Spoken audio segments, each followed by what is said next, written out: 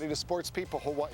You know, it's one of the worst injuries that an athlete at any level can suffer, and that's a torn anterior cruciate ligament, or ACL, and unfortunately, it happens far too often. Well, now, a local physical therapist is developing a special series of tests in an effort to help identify which prep athletes might be most at risk.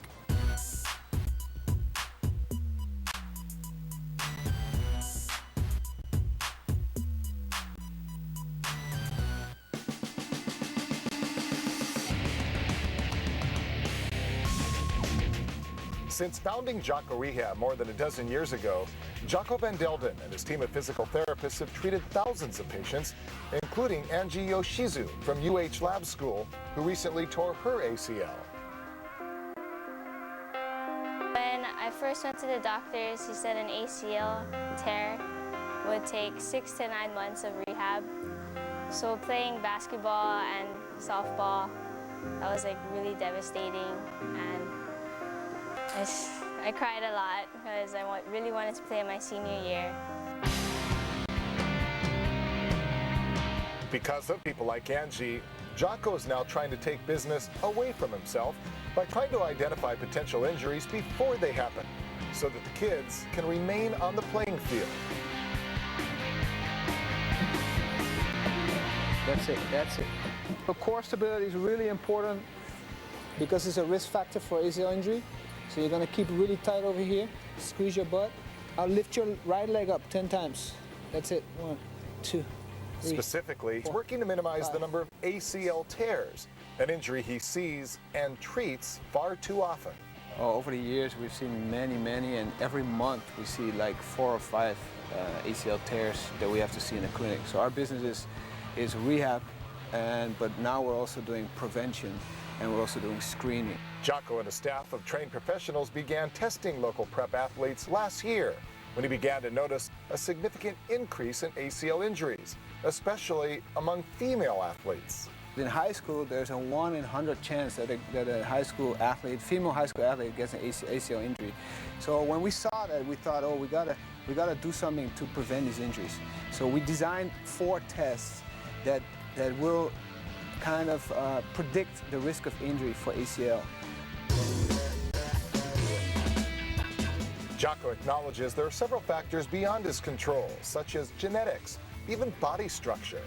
A girl has a wider skeleton here, wider hips than a boy. So they have the angles that go down, they're more acute. So what happens is that they have a higher risk of their knee caving in. But of the factors that can be controlled, Jaco says the greatest concern is young boys and girls who play hard but don't work hard enough to get and to stay in shape. What we've seen in the testing, cardiovascular, which is one of the tests, the beep test that you will see today, usually the kids are in fair to poor cardiovascular shape. Another big concern, according to Jaco and his study, is the lack of neuromuscular conditioning. So when they are landing from a jump, the way they land is way off. So that's either it's a learning process to absorb the shock properly, and it's also to get the brain and the joints work together hard. Other tests include core strength to determine how much strain their bodies can tolerate, and what he calls the active knee stability test. So they're standing in one place, yeah, and they have to touch the tape as far as they can. So they have to stand on one knee, bend the knee as far as they can, touch the ground as far as they can in front of them and to the side of them. By testing these athletes, then analyzing the results, Jaco can then provide a training regimen specifically designed to address each athlete's individual needs. As a parent, we love to have our kids active and be out in the fields, and we get satisfaction from our kids doing really well in certain sports, and we get satisfaction from them being happy and being in shape. But we also want them not to get injured, because that's like devastating for kids, because they'll be on the sidelines for like a year most of the time. So and we want to make sure that that doesn't happen to your kid. Jaco believes preventing injury can be as simple as teaching the mechanics of something as basic as how to properly jump and land. Because if they land properly out here, they hopefully won't land themselves in here. The hardest part is probably doing it every day and being consistent. The road back isn't easy, But thanks to her hard work, Angie and many more like her can still look forward to getting back in the game.